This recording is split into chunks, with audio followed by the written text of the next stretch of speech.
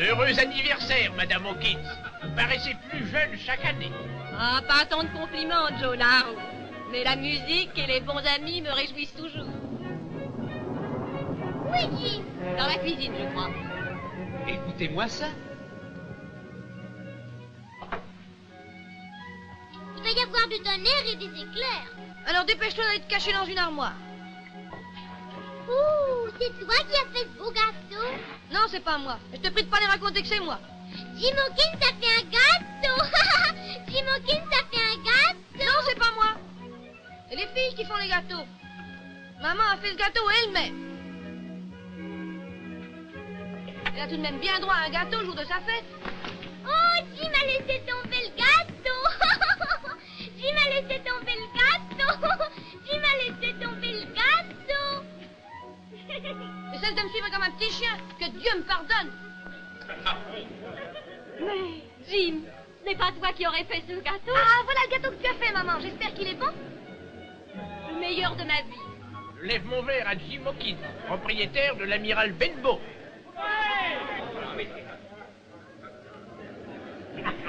Eh ben, je ne sais pas trop quoi dire, mais depuis que papa est mort et qu'il faut que maman fasse tout le travail, je me réjouis chaque année qu'elle vieillisse. Parce que moi-même, je vieillis aussi. Et que bientôt, je pourrai faire tout le travail au lieu de faire des discours.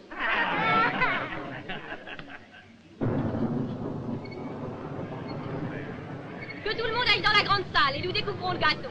Prenez la peine de vous asseoir. Oh, Jim, tu entends les fenêtres? Va donc les fermer, veux-tu? À ton service, maman.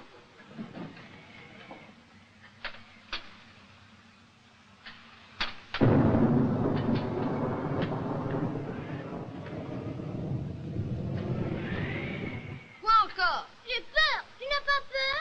Non, j'ai pas peur. Ah, ce sont les filles qui me rendent nerveux. Pourquoi tu vas pas en bas où il y a des tas de gens pour te rassurer?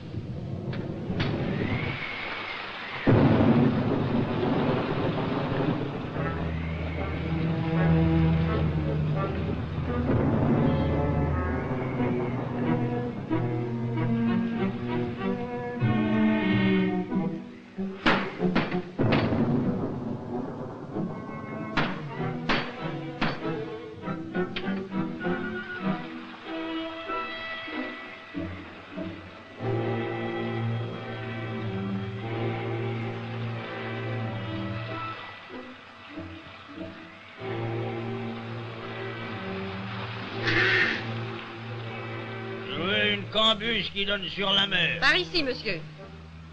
Avez-vous déjà vu cet homme dans la région? Je trouve qu'il a l'air d'un marin. Il n'est certainement pas de la contrée. Hé! Je veux un gobelet de rhum. Oui, monsieur.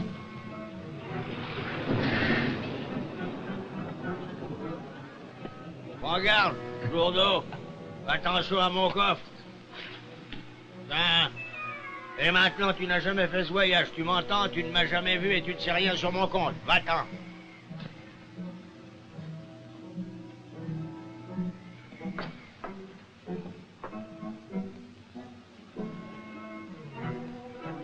Qu'est-ce que vous guettez donc? Les étrangers, mon fils. Les étrangers. Je n'aime pas que des étrangers m'abordent soudainement. Ça me fait bondir comme un marsouin, ma parole. Peut-on savoir ton nom? Jim Hawkins. Écoute un peu, Jim. Toi et moi allons être camarades. Tu recevras une belle pièce de 10 pence toute neuve à la fin de chaque mois si tu ouvres l'œil sur les étrangers et si tu préviens le vieux capitaine dès qu'il en pointera un à l'horizon. Quelle espèce d'étranger? Des gens de mer. Mais... n'importe quel genre de mer? Non, non, non, mon fils. Ces gens de mer dont je parle ont une armature spéciale. Mais surtout, je tiens à ce que tu m'avertisses sans retard si tu vois un vieux marin avec une seule jambe. Un vieux marin avec une seule jambe? Ouais. Mais sur mon âme, monsieur, qu'est-ce que je dois leur dire? Qu'est-ce qu'ils veulent? Oh, mais t'occupe donc pas de ce qu'ils veulent. Descends vite et rapporte-moi un gobelet de rhum.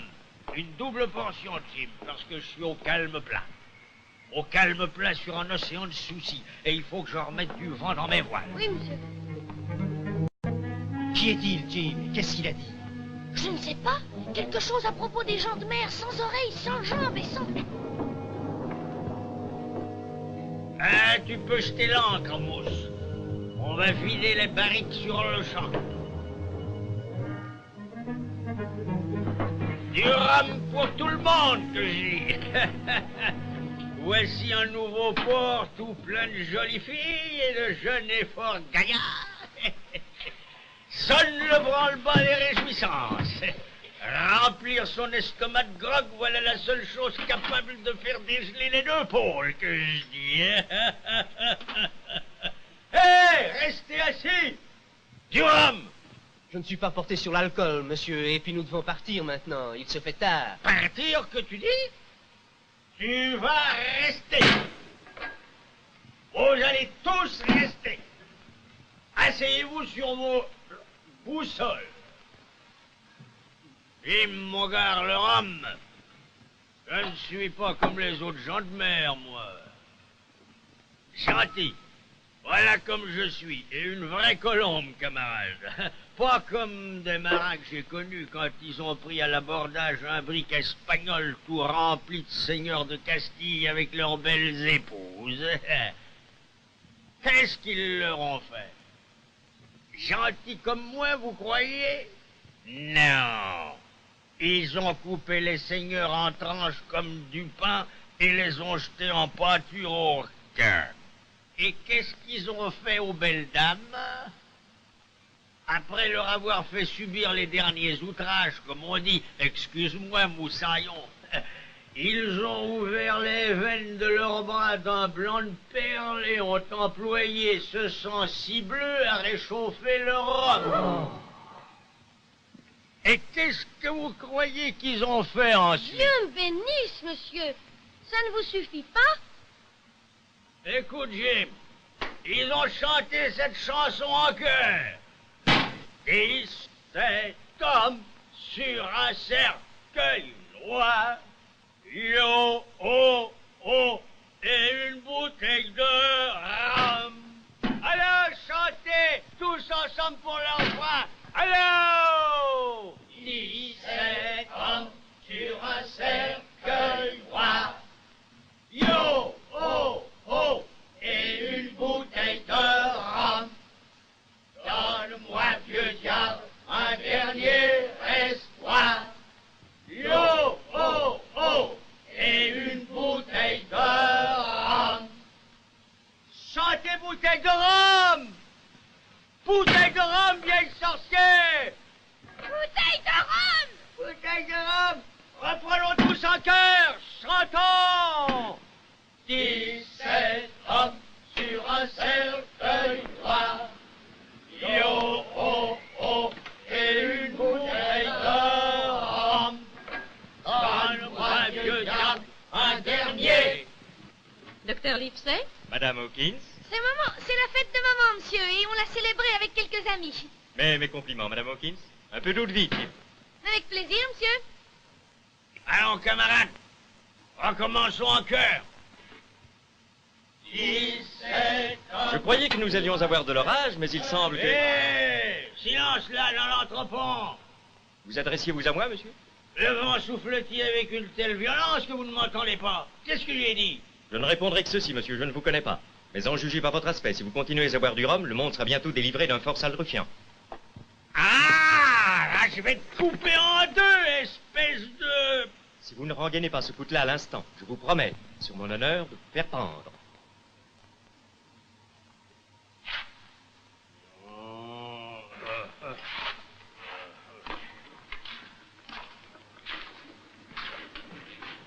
Vous apprendrez, monsieur, que je ne suis pas seulement docteur, mais magistrat ici. Si je recueille une autre plainte à votre égard, pour un manque de politesse comme celui-ci, vous serez expulsé du pays. Que cela suffise.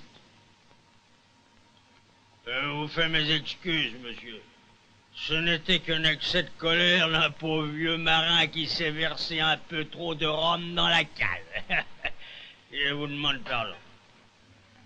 Bonne nuit, madame Hawkins. Au revoir, madame Hawkins. Bonne fête, Bonne nuit, madame Hawkins. Grâce au ciel, Jim, cet homme n'était que gonflé de paroles.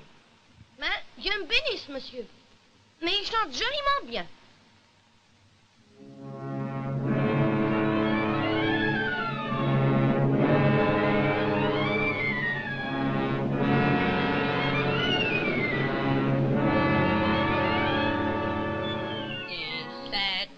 Sur un cercueil noir, 18, 19, 56 hommes sur un cercueil noir, et une bouteille de rhum, donne-moi vieux diable un dernier espoir.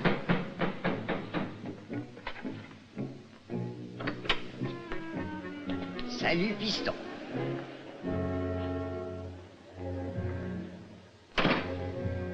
Viens ici, mon gars. Un peu plus près. Ah. Dis. Est-ce que ce couvert est mis pour mon camarade Bill? Je ne connais pas votre camarade Bill. Mais Bill n'habite-t-il pas ici? Non, personne d'autre que le capitaine. Oh, capitaine, vraiment? Oh, écoutez, monsieur, je... Ah. Voilà mon vieux camarade Bill qui arrive. Que le bon Dieu le bénisse, parole d'honneur. Bim, mon gars. Du rhum. Encore un calme plat. Oh! Voyons, Bill. Tu me reconnais. Tu reconnais un vieux camarade, sûrement. Chien noir. Chien noir, plus noir que jamais. Qui est venu voir son vieux camarade Bill. Eh ben, parle donc. De la bière, piston, de la bière.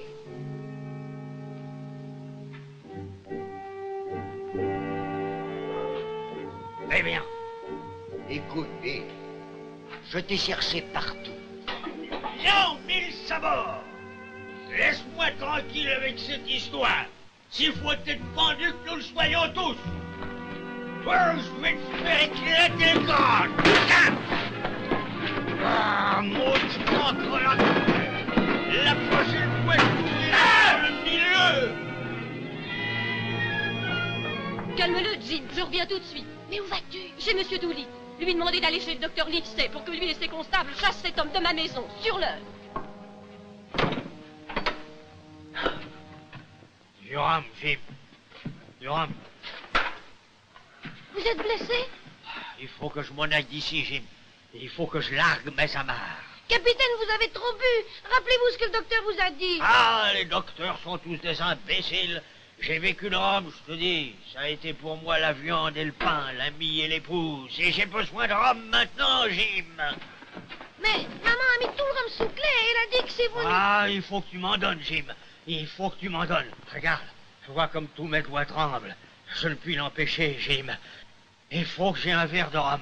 Sinon, des revenants viendront me tourmenter. Et alors, je verrai Flint, là, derrière toi, dans ce coin, aussi clairement que je te vois. Flint, c'est l'homme à la jambe de bois? Non, mais celui-là viendra aussi. Ils seront tous ici si tu ne me donnes pas de rhum. Oh, voyons, dépêche-toi avant qu'ils viennent me glisser la tache noire. Qu'est-ce que c'est que la tache noire? C'est un avertissement, Jim, un avertissement. Est-ce qu'ils veulent vous tuer? Non, non, c'est mon coffre de marin qu'ils veulent prendre. Et qu'est-ce qu'il y a dedans?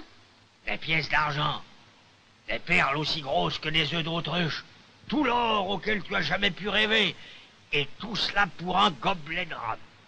Un demi-gobelet suffirait-il? Ah, ah, voilà qui est parlé. Remplis-le, mon gars. Attendez, je vais voir.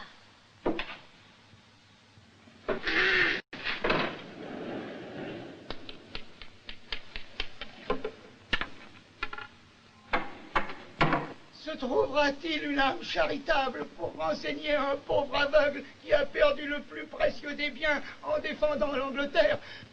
Que Dieu protège le roi George. Et qui pourra me dire dans quelle partie du pays je me trouve en ce moment?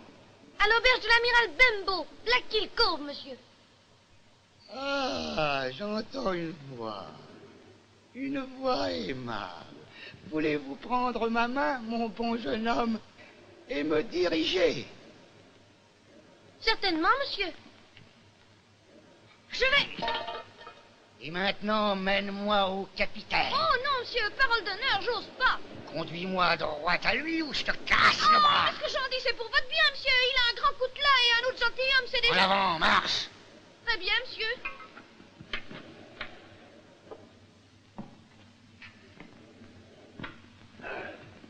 Eh Bill, mon vieil ami Pio, reste assis où tu es, Bill. Là, viens tranquillement. Je ne vois pas, mais j'entends bouger même le petit doigt. Les affaires sont les affaires. Conduis-moi tout près de lui.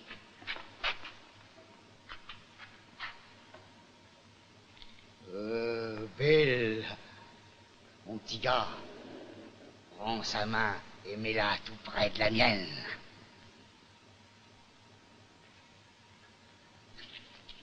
Là, voilà qui est fait. Voilà qui est fait.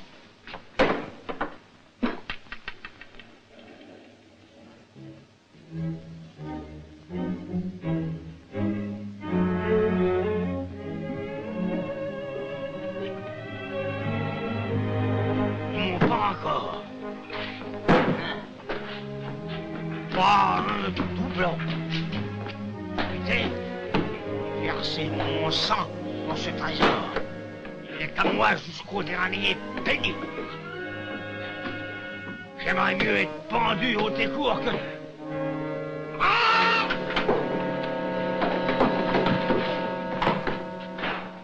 Jim, qu'est-il arrivé? Oh, mon Dieu. Tu as jusqu'à 10 heures ce soir. La tache noire.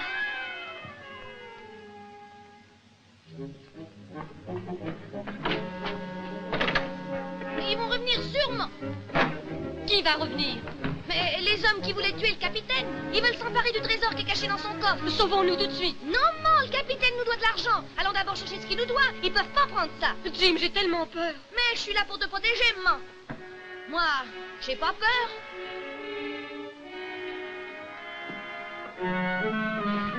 Nous ne devrions pas, Jimmy. Viens donc, maman. Il a dit qu'il y avait de l'or, de l'argent et des perles grosses comme des œufs d'autruche.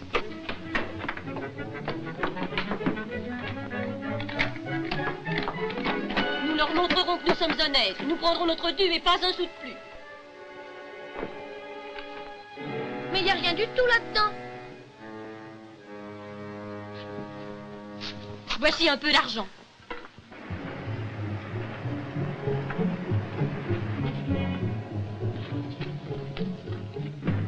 Ouvrons la porte. Oui, avec ce madrier. Allez, enfonce là. Allez, frappe dedans. Je vais emporter ce que j'ai. Allons-y. Allez.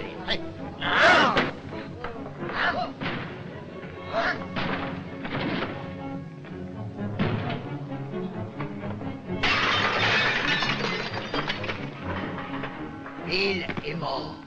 Mais fouillez-le donc, marin d'eau douce que vous êtes. Bien compris, chef.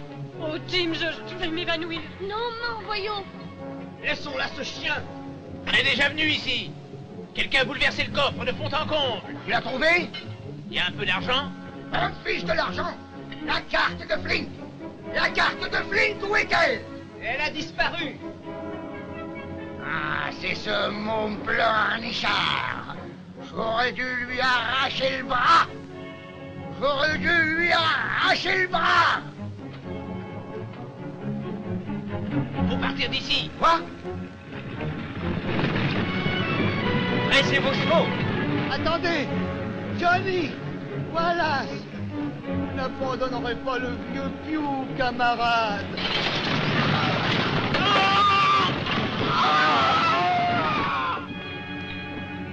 Courez-leur après, mes enfants. Fouillez les buissons. Jim! Jim! Madame Hawkins! Nous sommes là, docteur Livesey. Nous sommes là. Oh mon Dieu, mon Dieu. Qui était-ce? Mais les gens qui voulaient tuer le capitaine, mais il est tombé raide mort, comme vous l'aviez prédit. Mais qu'est-ce qu'il voulait? Il voulait lui voler quelque chose dans son coffre. La carte de Flint, il me semble. Je ne sais pas, c'est tout ce que j'ai compris. Est-ce que vous avez une idée de ce que ça signifie? Carte de Flint? Mais il n'existe qu'un seul Flint. Je sais cela. Oh, ce n'est qu'une carte. Qu'est-ce que c'est que cette petite croix rouge ici, docteur? Emplacement du trésor. Sur mon âme. Montez vite. Dans la voiture. Tous les deux. Vance. Reviens tout de suite. Mais où allons-nous, docteur? Chez Messire Trelawney. Jim, mon garçon, tu as peut-être découvert le plus grand secret du siècle. C'est bien cela, je vous le dis. C'est Messire bien cela. Trelawney, vous en êtes sûr? Sûr? Mais oui, c'est la véritable carte du trésor de Flynn, l'île même où il est enterré, latitude, longitude. Jim, regarde ici, voici le blocos, c'est la palissade qui ont permis aux pirates de repousser l'attaque. Messire, vous vous mettez dans un état de surexcitation. Qu'est-ce que vous proposez de faire? Mais aussi vrai que 2 et 2 font 4, nous allons déterrer ce trésor, n'est-ce pas, Jim? N'est-ce pas, Jim Hawkins? J'ai une pelle à moi, monsieur. Une pelle, tu auras beaucoup mieux que ça. Tu seras le garçon le plus riche d'Angleterre, du monde entier. Mais, messire, un moment, voyons. Il nous faut un bateau et un équipage. Demain, je partirai pour Bristol. Dans 2 semaines d'ici, j'aurai le plus beau navire et le meilleur équipage d'Angleterre. Les lascars qui nous ont attaqués cette nuit ne reculeront devant rien pour s'emparer de cette carte. D'autres aussi, peut-être. Il nous faut procéder dans le secret le plus absolu. Exactement, monsieur, exactement. Des sphinx tous. Tu as entendu, Jim? Des sphinx tous. Il n'y a qu'un homme dont j'ai vraiment peur. Et qui est-ce donc, monsieur? Qui est-ce donc? Nommez ce chien. Vous, monsieur, car vous ne savez pas tenir votre langue. Moi? Mais docteur, du diable si... Lisez, vous avez toujours raison. Je resterai muet comme la tombe.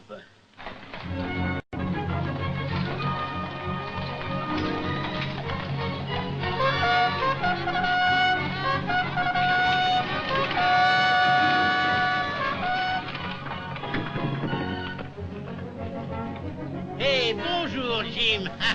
Comment ça va, mon garçon? Oh, quel magnifique voyage, monsieur. Moi, notre bateau, on part bientôt? Non, pas avant plusieurs jours. Le docteur Lisey n'arrivera ici que samedi. Ah, bonne heure. Où est notre bateau? Où il est? Le voici, le beau navire Hispanolia, le meilleur bâtiment qui ait jamais sillonné l'océan.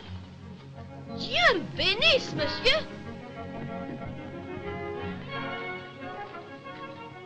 Hé! À vos pièces! Envoyez une autre décharge, tous ensemble! 1, 2...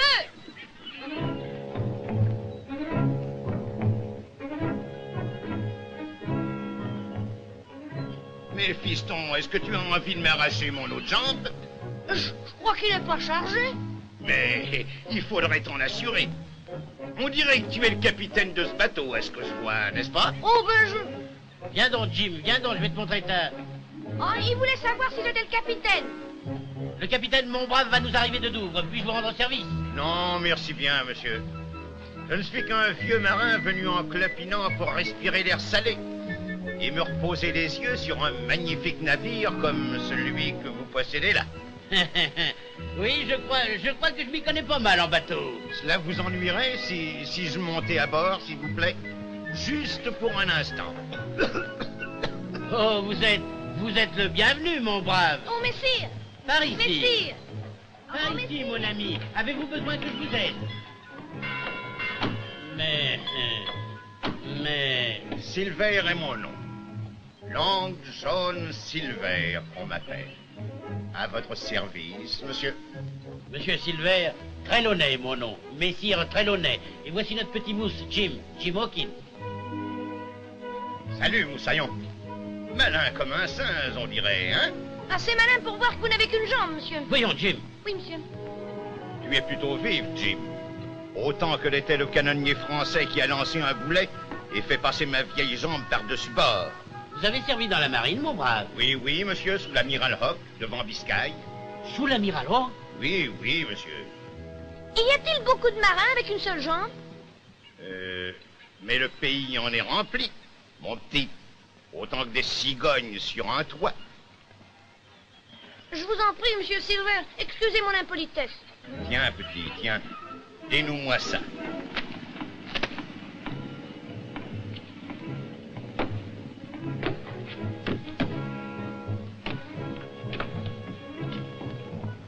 Naturellement, vous comprenez que nous engageons seulement des hommes valides.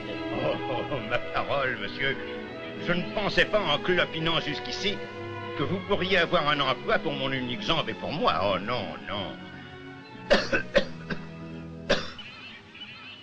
Mais, est-ce que vous avez déjà un maître-coq à bord? Un maître-coq? Mais non, pas encore.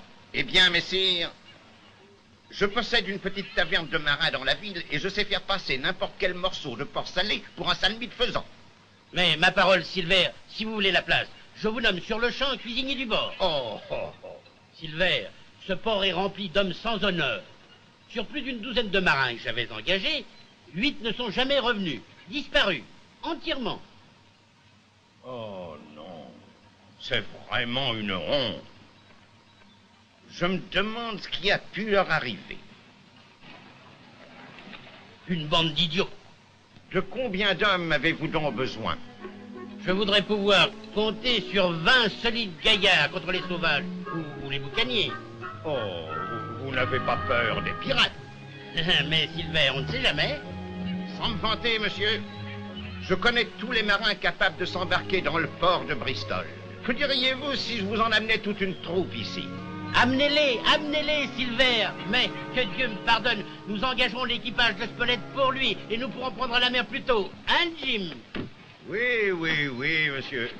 Vous avez l'œil pour les marins, monsieur. Attends, petit. Et voilà. Oh, monsieur, est-ce que je peux aller avec monsieur Silver? Oh, non, il y a... J'ai beaucoup de choses Oh, à mais faire. monsieur, je serais si content. Oh, voyons, prenez-le avec vous, Silver. Emmenez-le, montrez-lui le port, les bateaux. Commencez un peu son éducation. Très bien. Arrive, petit, arrive. Voilà comment c'est arrivé, petit gars. Voilà comment c'est arrivé. Alors vous auriez été sûrement capitaine si vous aviez pas perdu votre jambe.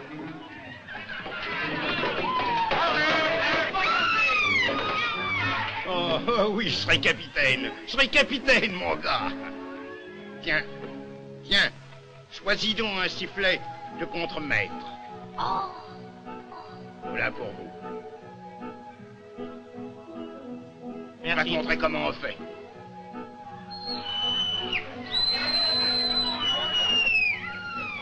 Oh, merci, monsieur Silver. Maintenant, souffle.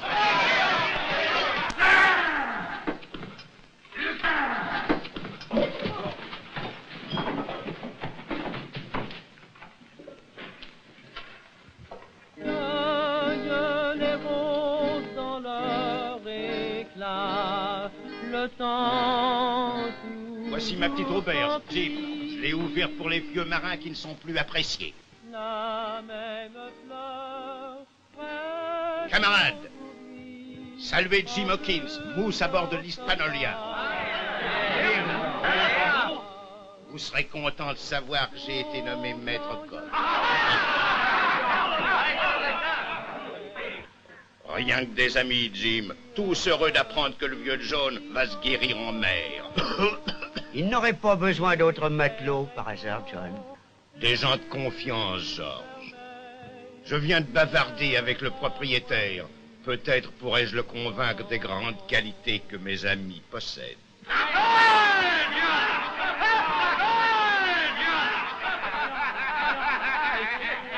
Celui-ci, c'est Dandy Dawson.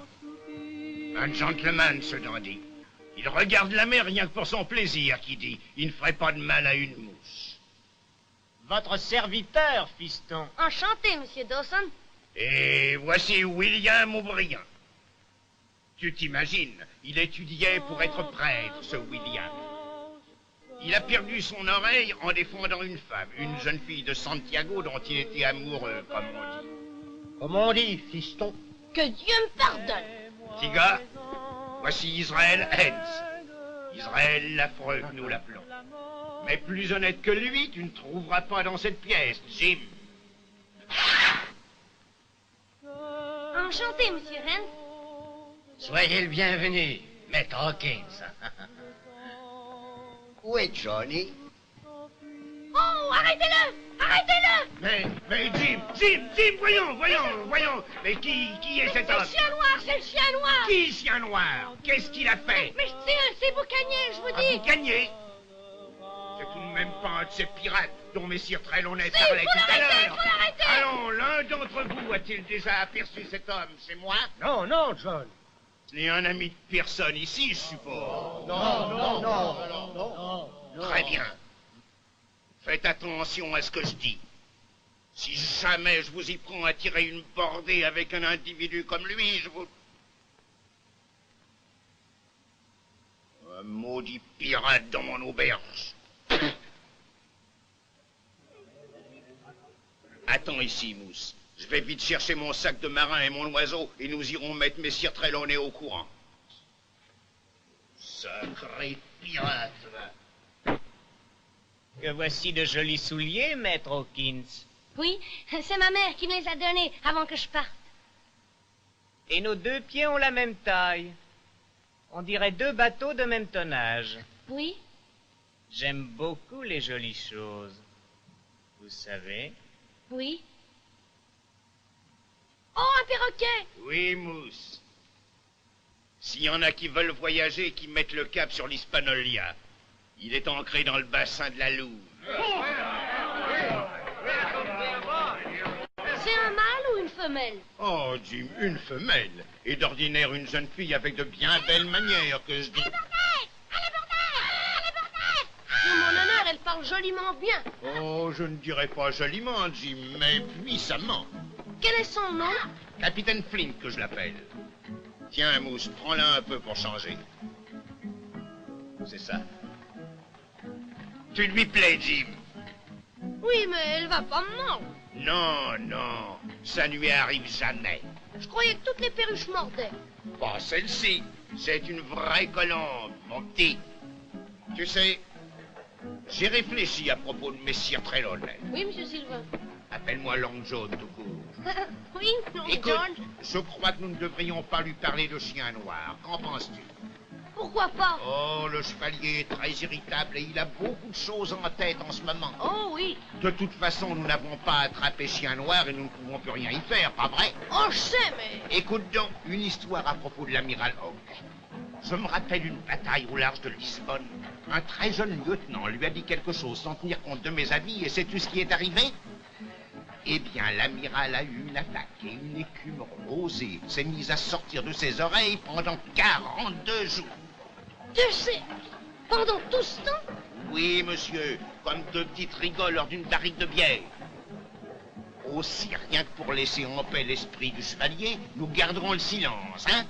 Je crois que vous avez raison, Long John. Ah, petit gars, tu es malin comme un singe. Allons, toi et moi, allons nous amuser fameusement dans ma cuisine. Aouh, hey! Oh, mais elle m'a mordu! Je suis vraiment désolé. Mais petit gars, peut-être est-ce parce qu'elle n'est pas habituée à toi. Elle est un peu jalouse. Oui, tu n'as pas envie de laisser ce vieux Long John tout seul. Espèce de... simple caresse, Mousse. Oui. Petite saleté.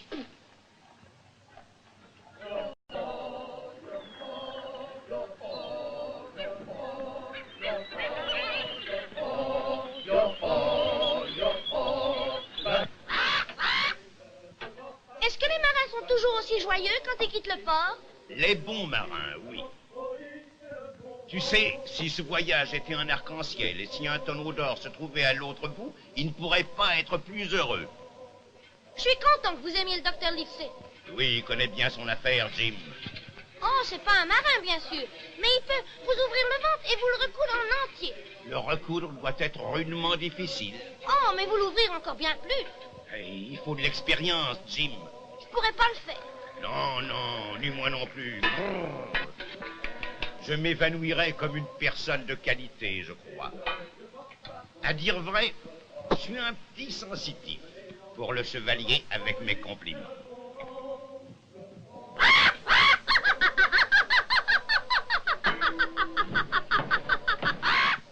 Du vin chaud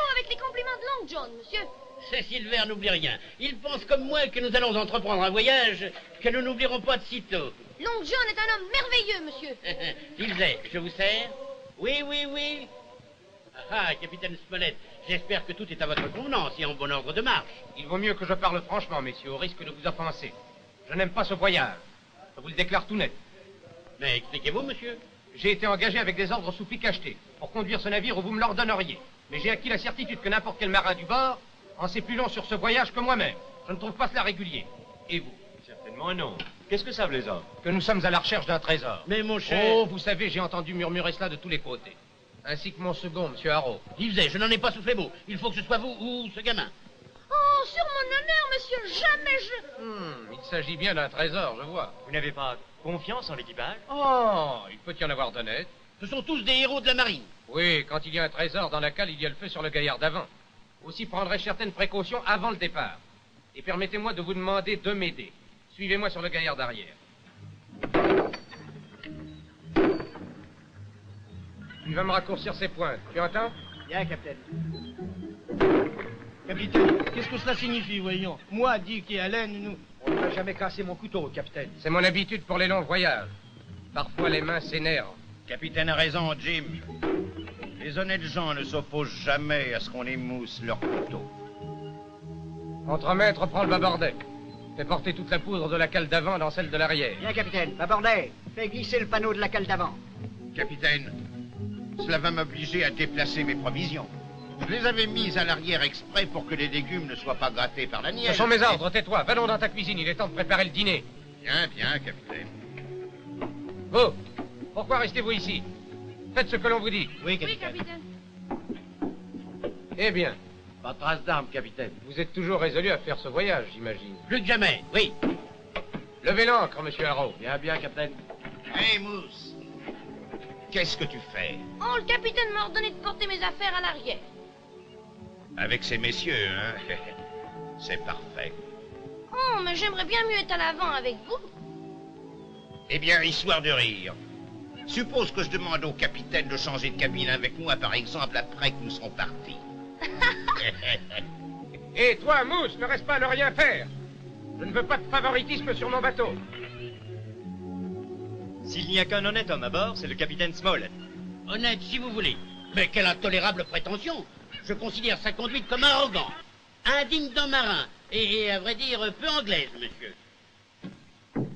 Dieu me bénisse, mais pourquoi que le capitaine me dispute tout le temps? Capitaine est ainsi, Jim, le capitaine est ainsi. Mais tu sais, je me demande ce qui a bien pu faire prendre au capitaine une pareille colère, mon petit. Oh, mais il voulait que... Oh, je ne sais pas. Je voudrais que vous soyez le capitaine de ce bateau, Long John. Je parie que vous pourriez diriger le navire bien mieux que lui. Non, Mousse. Capitaine est un homme très sage, très malin. Dommage qu'un pauvre marin sans éducation ne puisse lui ouvrir le crâne pour voir ce qu'il y a dedans. Oh, on est en marche! Oui! Eh bien, monsieur Harrow. Tout va bien, capitaine. Allez, les drisses, hissez le foc. Faites place près du bar. Très bien. Hissez les huniers. Hissez les huniers.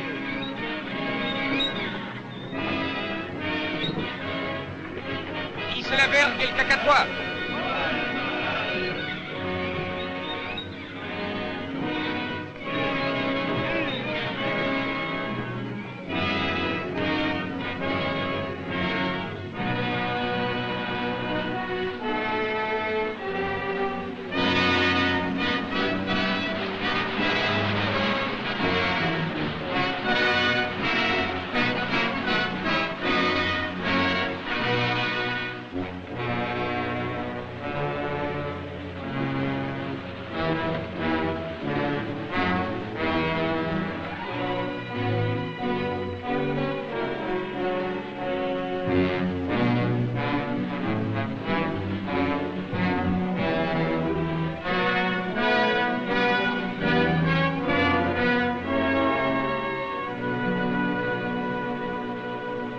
Notre ancre est levée et la voile gonfle au vent. Goodbye, farewell, goodbye, farewell.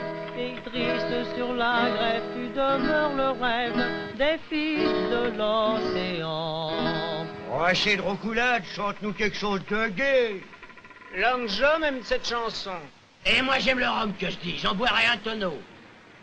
Est-ce qu'il y a du rhum à l'arrière? Mais Sir Trelawney ne crache pas sur l'alcool. Et il apprécie la Valencienne autour de sa gorge, pour sûr. J'ai un faible pour la Valencienne, moi-même. Quel endroit sensible, la gorge. À tribord toute, mon gars. On l'offre un peu.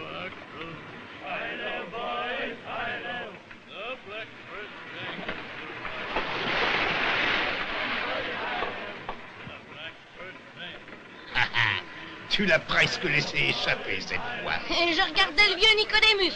Oh, il nous suivra jusqu'à ce qu'il obtienne ce qu'il veut. On lui a pourtant donné beaucoup de pelures de pommes de terre. Oh, ça ne suffit pas au vieux Nicodémus. Il a coutume de suivre les bateaux d'esclaves. Dieu me bénisse, l'océan est plein de morts.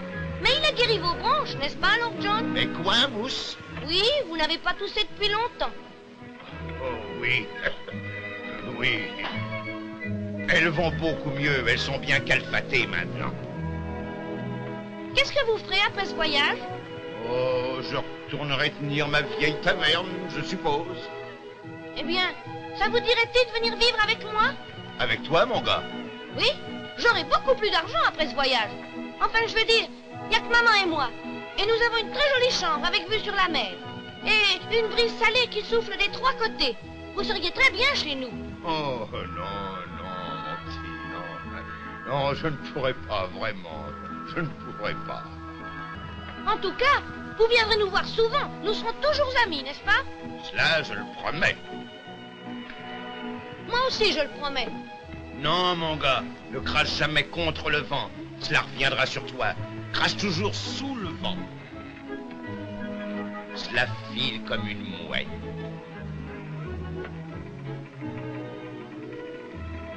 Là qui est mieux. Regardez! Monsieur Harrow est encore dans les vignes. C'est pourtant le capitaine qui garde la clé du rhum, Jim. Où l'avez-vous pris? J'ai le mal de mer. Mensonge, vous êtes ivre. Mais monsieur, je n'ai pas bu une fois de Vous êtes ivre. Si cela se reproduit, je vous mettrai au fer. Où avez-vous pris ce rhum? Mais monsieur, je n'ai rien bu du tout. Descendez avant que je perde patience. Et vous deux? Silver, qu'est-ce que vous faites à la barre? Timonier, prenez la roue. Bien, bien, capitaine. Capitaine, dans l'intérêt du garçon, monsieur Harrow... Au diable, monsieur Harrow. Retournez dans votre cuisine, plus vite que cela. Bien, monsieur, bien, monsieur. Ah, bonjour, monsieur Harrow. Avez-vous envie d'une tasse de thé ce matin? Quel fanatique du thé vous êtes, monsieur Harrow. J'espère bien avoir l'honneur de vous faire boire votre dernière tasse, monsieur.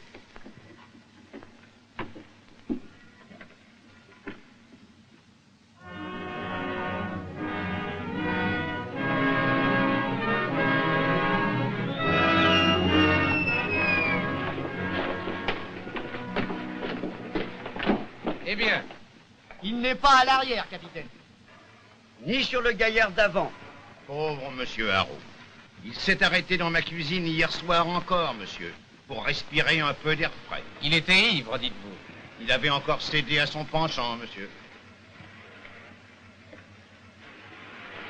Le vieux Nicodémus a cessé de nous suivre. Harrow a dû passer par-dessus bord. Je le crains, hélas. Je regrette, monsieur. Vous vous trouvez à court d'hommes, capitaine. J'inscrirai le décès au livre de bord. Voilà tout.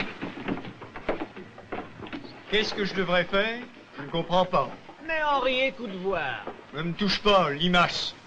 Tu ne me reviens pas, toi et quelques-uns de tes camarades qui sont venus à bord. William, Henri ne me paraît pas très heureux à bord de ce bateau.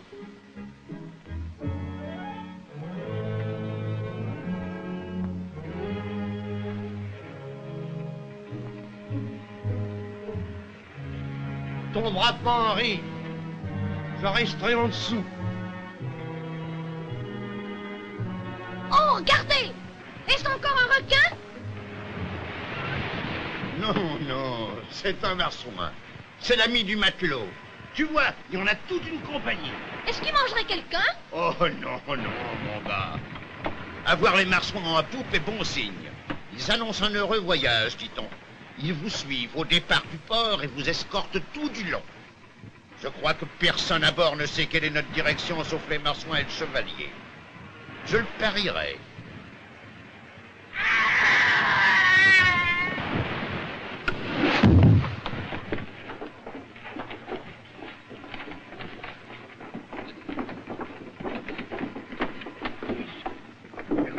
O'Brien, vous montiez au mât avec lui.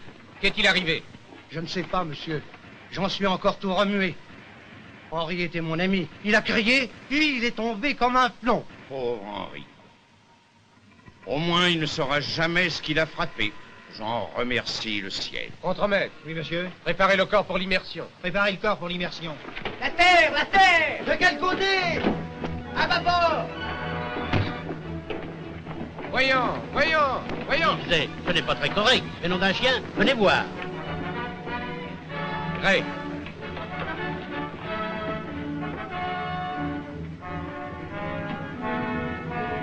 Je la vois. Où? Regarde de ce côté, au-dessous du gros nuage. Que Dieu me bénisse! Que Dieu bénisse tout le monde. Petit gars, c'est notre île. Que la foudre m'écrase si je me trompe. Regardez.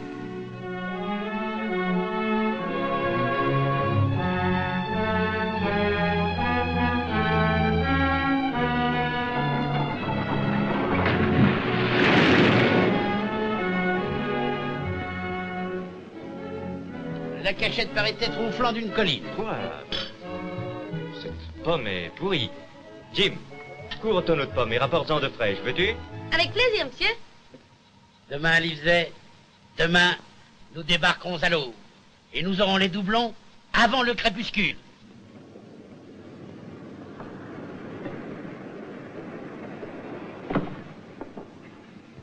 Tu as bien raison de te joindre à nous, Dick. Oui, Dick a dressé l'oreille dès qu'il a su qu'il s'agissait d'un trésor. Tu ne sais pas l'endroit exact où il est enterré dans cette île? Flint y a veillé. Il a laissé son bateau là où nous sommes ancrés. Il a pris le trésor et si brave marin y a débarqué. Quand il est revenu, il était tout seul. Les morts ne mordent ni ne parlent, qu'il a dit. Moi, je suis avec vous. Les autres. Ah, vous voulez dire Gray et Allen? Ce sont des imbéciles. Oui, eh ben nous leur parlerons. Écoute voir, John, maintenant que nous sommes là, combien de temps que nous allons rester sans bouger dans un malheureux bateau désarmé? Pour quand l'attaque, John? Le plus tard qu'il me sera possible, pas avant. Nous pouvons tous suivre la direction du retour, mais qui nous l'indiquera? Le capitaine Smollett est un bon navigateur, laissons-le faire. Ils prennent la carte, trouvent le trésor, la portent à bord. Capitaine Smollett nous conduit sous les vents alizés, et puis un jour, tous les gêneurs passent par-dessus bord, à la suite d'une terrible tempête en mer. Tu vaux bien Flynn, John. Et Flynn était vraiment le plus malin de tous. Eh Dick, tu es un brave garçon. Tu serais gentil de sortir une pomme du tonneau pour me rafraîchir la bouche, peux-tu? Silver, Georges Merry et les autres ont distribué les armes. Je leur ai dit que tu l'avais défendu. Mais ils sont fous.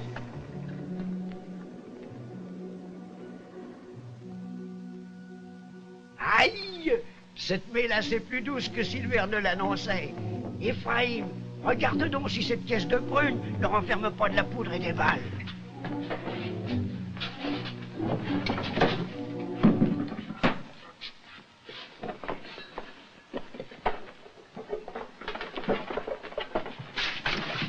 Qui a caché ses armes à bord du navire?